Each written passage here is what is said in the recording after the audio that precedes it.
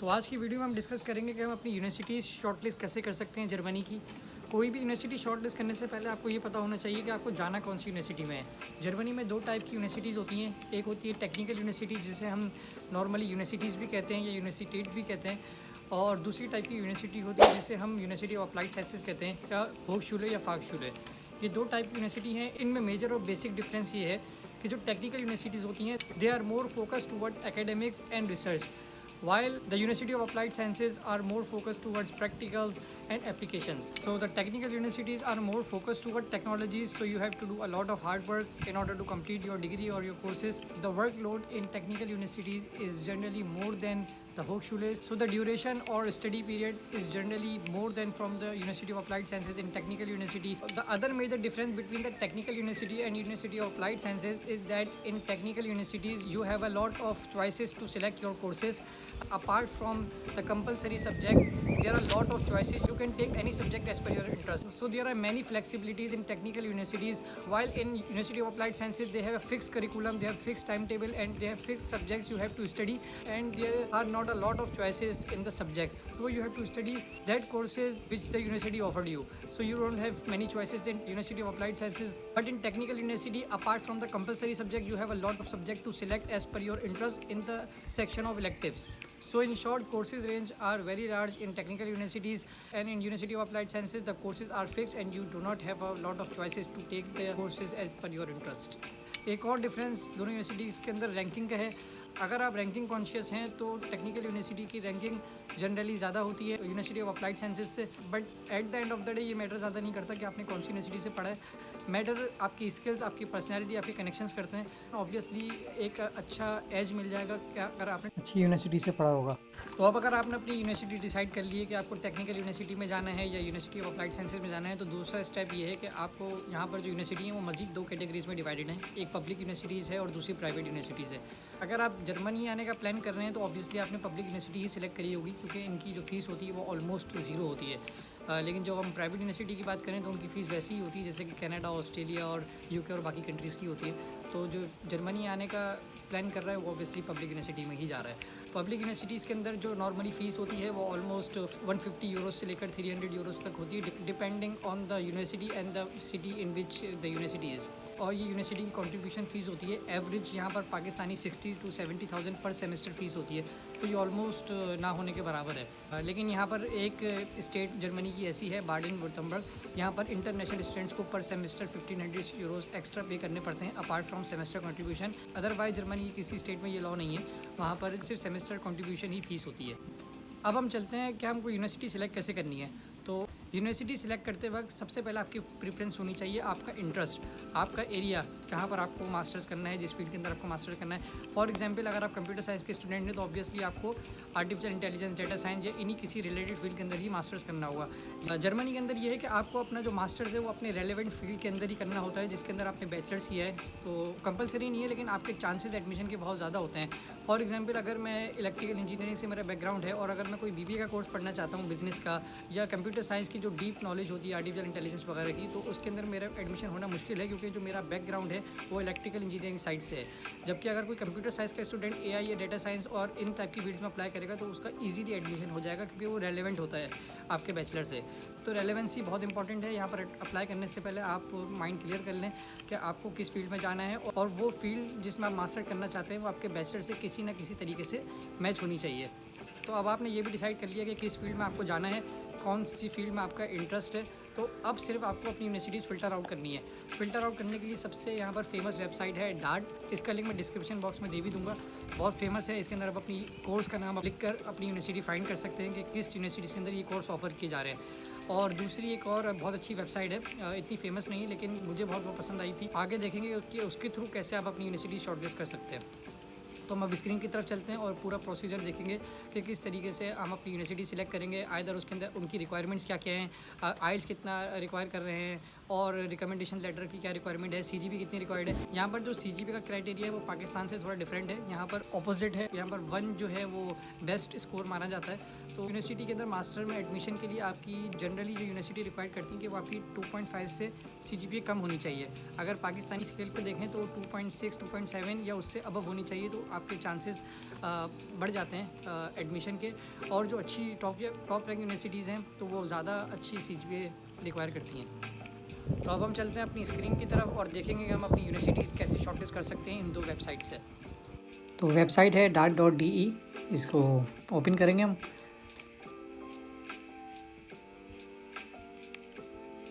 और यहाँ पर जो इनका मेन इंटरफेस है हमारा इंटरनेशनल प्रोग्राम है, हम इंटरनेशनल प्रोग्राम पे क्लिक करेंगे। तो फिर ये जो इंटरफेस है यहाँ पर आप अपनी जो टाइप है, कोर्स टाइप, वो सिलेक्ट कर सकते हैं। हमारे केस मास्टर डिग्री है, कोर्स लैंग्वेज सिलेक्ट कर सकते हैं।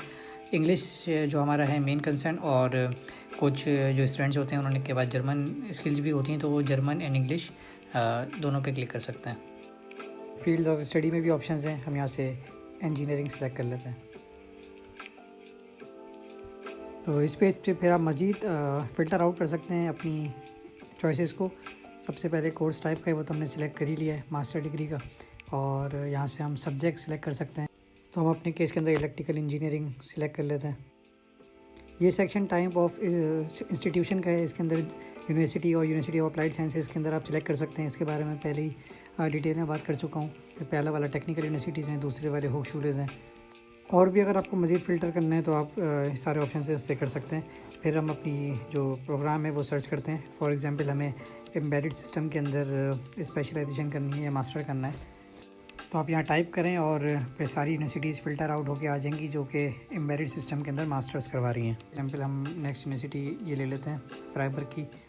यहाँ पर जो है इनकी ओवरव्यू दिया हुआ है, इसमें जो डिग्री है वो मास्टर्स ऑफ साइंस की है, इनमें टीचिंग लैंग्वेज भी इंग्लिश है, 4 सेमेस्टर का मास्टर्स है, और विंटर और समर दोनों में ऑफ़र हो रहा है ये कोर्स, और एप्लीकेशन डेडलाइन भी लिखी हुई है। ये बहुत इंपॉर्टेंट सेक्शन है, ये आपको हर यूनिवर्सिटी का देखना होगा, क्योंकि यहाँ पर जो नॉर्मली क्लासेस होती हैं वो 3-4 महीने के बाद स्टार्ट हो रही होती हैं, और जो डेडलाइन होती है वो 3-4 मंथ्स पहले की होती हैं। तो ये बहुत इंपॉर्टेंट है, और ये भी 2 कैटेगरीज़ में डिवाइडेड होता है, फॉर EU सिटीज़न और फॉर नॉन EU सिटीज़न। तो हम नॉन EU सिटीज़न से तो हमारी डेडलाइन पहले होती है, क्योंकि हमारा वीज़ा प्रोसेस है, और जो EU सिटीज़न से उनको वीज़ा की रिक्वायरमेंट नहीं है, तो उनकी डेडलाइन आगे तक होती है।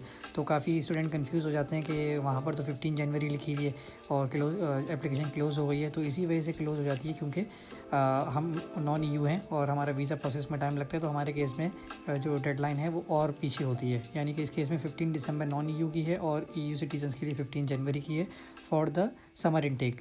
और ये एडिशनल इन्फॉर्मेशन में मैंने आपको पहले भी बताया कि ये जो यूनिवर्सिटी है वो बाडेन-württemberg में है, तो इनकी एक्स्ट्रा 1500 यूरो फ़ीस होगी। और फिर हम नेक्स्ट चलते हैं कोर्स डिटेल के अंदर। डिटेल के अंदर स्पेशलाइजेशन बताई हुई है, कौन से कोर्सेज़ पे इनका फोकस होगा। तो अगर हम कॉस्ट एंड फंडिंग देखें यहाँ पे, तो जो ट्यूशन फ़ीस है पर सेमेस्टर की वो वेरी करती है, क्योंकि मैंने आपको बताया कि ये हर यूनिवर्सिटी का अपना होता है। और ये इधर जो फ़ीस है वो 1500 है, तो कुछ स्टूडेंट्स के लिए है, कुछ के लिए नहीं है, लेकिन सेमेस्टर कंट्रीब्यूशन सबके लिए सेम है, 161 है।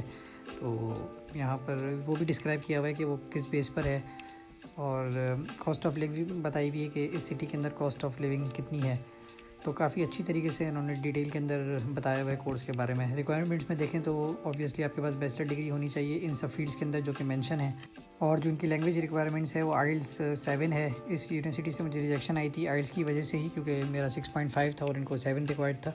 ये बहुत इंपॉर्टेंट चीज़ होती है। तो अगर आप पहले से ही देख लेंगे कि मुझे किस फील्ड में जाना है और वहाँ पर यूनिवर्सिटीज़ की नॉर्मल रिक्वायरमेंट्स क्या हैं, तो आपको एक टारगेट सेट हो जाएगा कि मुझे इतने बैंड्स अचीव करने हैं अपने IELTS स्कोर में, अपनी यूनिवर्सिटी का जो ब्रैकेट है उसको एक्सटेंड करने के लिए। नेक्स्ट जो सेशन है वो अबाउट द यूनिवर्सिटी का है। यहाँ पर यूनिवर्सिटी के बारे में आपको इन्फॉर्मेशन मिल जाएगी, इनकी अपनी पर्सनल वेबसाइट, मैप्स वगैरह मिल जाएगा।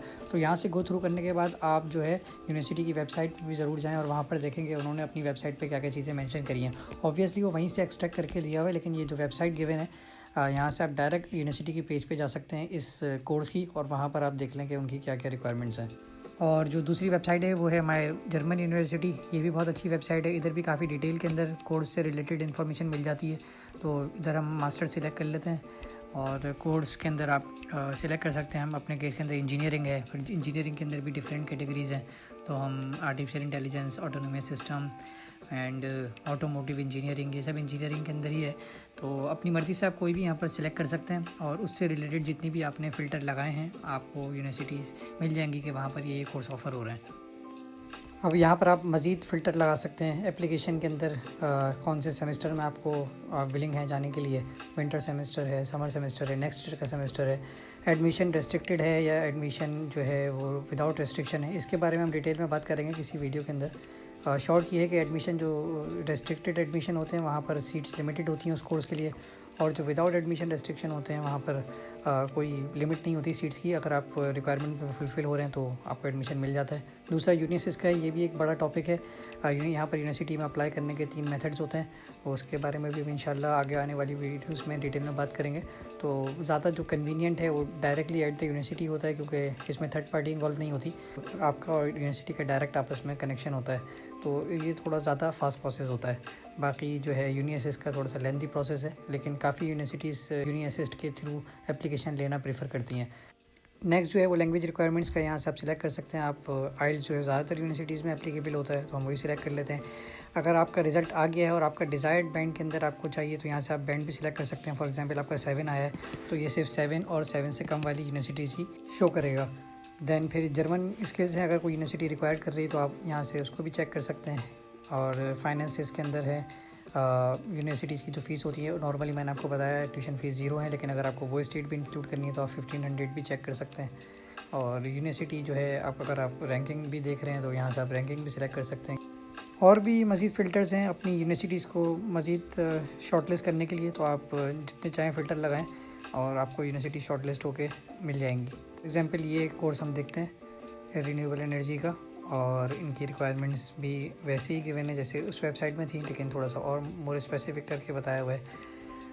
यहाँ पर जो है ये कोर्स विंटर सेमेस्टर में ऑफ़र होगा, इसकी एडमिशन डेडलाइन 15 में है, और सिर्फ ये विंटर सेमेस्टर में ऑफ़र होता है, और अक्टूबर 17 से इसकी क्लासेस स्टार्ट होंगी। फ़ीस के बारे में ऑब्वियसली ये इस स्टेट के अंदर लाई कर रही है, तो वहाँ पर फ़ीस है। और इसकी जो ख़ास बात है वो डायरेक्टली एट द यूनिवर्सिटी है, यहाँ पर आप डायरेक्ट अप्लाई कर सकते हैं यूनिवर्सिटी के पोर्टल पे। और आपकी रिक्वायरमेंट्स हैं, बैचलर डिग्री आपकी फील्ड्स के अंदर होनी चाहिए, और उसके बाद जीपीए का सेक्शन है, ये मैं आपको पहले भी डिस्कस कर चुका हूँ कि यहाँ पर ग्रेडिंग सिस्टम जो है वो अपोजिट है। 1 यहाँ पर बेस्ट है, तो आपका 2.5 या 2.5 से कम होनी चाहिए, तो ही एक्सेप्टेबल है इस यूनिवर्सिटी के लिए। और इसके बाद लैंग्वेज रिक्वायरमेंट शो करी हुई हैं, यहाँ पर मिनिमम 6 बैंड चाहिए आइल्स का। और देन फिर उसके बाद यहाँ पर जो है जो सीट्स हैं ये एडमिशन रिस्ट्रिक्टेड एडमिशन है, तो यहाँ पर लिमिटेड सीट्स हैं 75। तो यहाँ पर अगर आपकी प्रोफाइल ज़्यादा अच्छी है और आप अप्लाई कर रहे हैं इन 75 सीट्स के अंदर, तो आपको ऑब्वियसली एडमिशन मिल जाएगा। अदरवाइज़ फिर सीट्स फुल हो जाती हैं तो फिर एडमिशन नहीं मिलता है। और ये आपके डॉक्यूमेंट्स की रिक्वायरमेंट है, यहाँ पर आपके पास सीवी होनी चाहिए, मोटिवेशन लेटर आपको रिक्वायर्ड है, डिग्री चाहिए, लैंग्वेज सर्टिफिकेट चाहिए, और अगर आप इन कंट्रीज़ से हैं तो आपको ये APS सर्टिफिकेट की भी रिक्वायरमेंट पूरी करनी होगी। और सबसे एंड में यहाँ कोर्स वेबसाइट दी हुई है, यहाँ पर आपको डायरेक्ट उस कोर्स के पेज पे ले जाया जाएगा जहाँ पर ये कोर्स ऑफ़र हो रहा है। यहाँ पर आप डिटेल के अंदर मज़ीद पढ़ सकते हैं कि इस कोर्स में क्या ऑफ़र हो रहा है और उनकी क्या रिक्वायरमेंट्स हैं। तो जब आपने इन वेबसाइट्स के थ्रू अपनी जो यूनिवर्सिटी की रिक्वायरमेंट्स हैं उन सबको गैदर कर लिया है, तो आपको इनको कहीं नोट डाउन करना है। तो सबसे बेस्ट वे है आप एक्सेल के अंदर all the requirements note down कर लें। तो इस तरीके से आप अपनी जो यूनिवर्सिटीज़ हैं उनको नोट डाउन कर लें एक्सेल शीट के अंदर। पहले कॉलम में यूनिवर्सिटी, दूसरे कॉलम में आप अपना प्रोग्राम लिख सकते हैं, फिर देन आइल्स की क्या रिक्वायरमेंट्स हैं, जर्मन लैंग्वेज रिक्वायर्ड है कि नहीं, GRE काफ़ी यूनिवर्सिटीज़ रिक्वायर करती हैं, अगर वो रिक्वायरमेंट है तो वो भी आप नोट डाउन कर सकते हैं। समर में ऑफ़र हो रहा है ये कोर्स, और अगर हो रहा है तो क्या उनकी डेडलाइंस हैं, विंटर के अंदर ऑफ़र हो रहा है या नहीं हो रहा। हर यूनिवर्सिटी की अपनी प्री रिक्विजिट होती है कि आपका जो बैचलर है वो किस फील्ड में होना चाहिए। तो जैसे फर्स्ट यूनिवर्सिटी है, इनको इंजीनियरिंग या कंप्यूटर साइंस के अंदर आपका बैचलर चाहिए, तो ये भी आप नोट डाउन कर लें ताकि आपको एवोल्यूशन करने में आसानी हो कि कौन सी यूनिवर्सिटीज़ के मेरे चांसेस ज़्यादा हैं। दैन फिर उसके बाद कुछ एडिशनल रिक्वायरमेंट्स भी होती हैं, जैसे इस पर्टिकुलर कोर्स के लिए आपको 9 क्रेडिट आवर्स जो है डेटा साइंस या AI के कोर्स के लिए चाहिए। तो अगर आप वो फिल कर रहे हैं तो ही फिर आप अप्लाई करें, अदरवाइज़ फिर चांस नहीं है। फ़ीस अगर आप लिखना चाहें तो आप लिख सकते हैं, और रैंकिंग अगर आप चाहें तो वो भी आप डाल सकते हैं। और भी अगर कोई सेक्शन यहाँ पर आप बनाना चाह रहे हैं जो कि आपको लगता है कि इम्पॉर्टेंट है वो आप बना सकते हैं। और लास्ट सेक्शन के अंदर आप जहाँ से आपने डाटा गैदर किया है वहाँ से आप वहाँ की वेबसाइट आप लिख सकते हैं। आइदर वो यूनिवर्सिटी की अपनी वेबसाइट है या दाद की है या जर्मन यूनिवर्सिटी की है, तो ईजी हो जाता है फ्यूचर में रीच आउट करने के लिए। तो अब ये बहुत बड़ी लिस्ट बन जाएगी आपकी, तो ऑब्वियसली आप सारी यूनिवर्सिटीज़ में तो अप्लाई नहीं करेंगे, तो अगर आपने आइल्स दे दिया है तो अच्छी बात है, और अगर नहीं दिया है तो आप आइल्स दे दें। तो जब आपका आइल्स का बैंड आ जाएगा तो आपको मज़ीद क्लियर हो जाएगा, क्योंकि यहाँ पर कुछ यूनिवर्सिटीज़ की 7 रिक्वायर्ड है, 6.5 फॉर एग्जांपल आपकी 6.5 आपका बैंड आता है, तो जितनी भी 7 वाली यूनिवर्सिटीज़ हैं वो आपकी कट ऑफ हो गई। फिर आपको जर्मन लैंग्वेज वाली भी नहीं चाहिए, आपने वो भी अपनी लिस्ट से निकाल दी।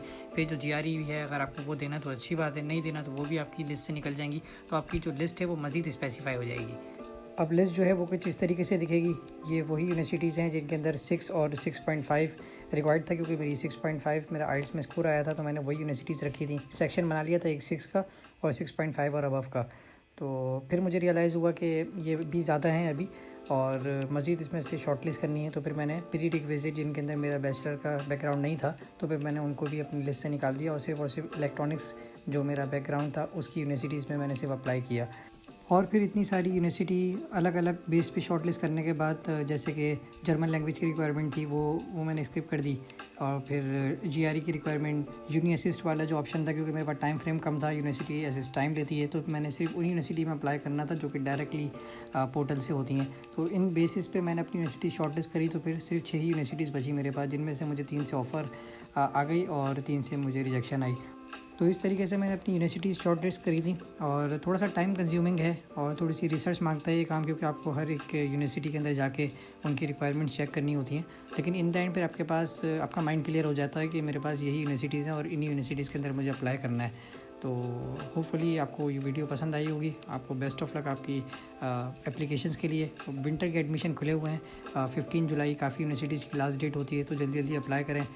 जितना जल्दी आप यूनिवर्सिटी में अप्लाई करेंगे आपके एडमिशन के चांसेस भी होंगे, और आपका जो बाकी आगे का प्रोसेस है वो फिर इजीली मैनेज हो जाएगा। तो वीज़ा का प्रोसेस में टाइम लगता है, तो एडमिशन लेटर हो गया तो ही आप फिर आगे का प्रोसेस कर सकते हैं। तो मिलते हैं फिर किसी नेक्स्ट वीडियो में। Till then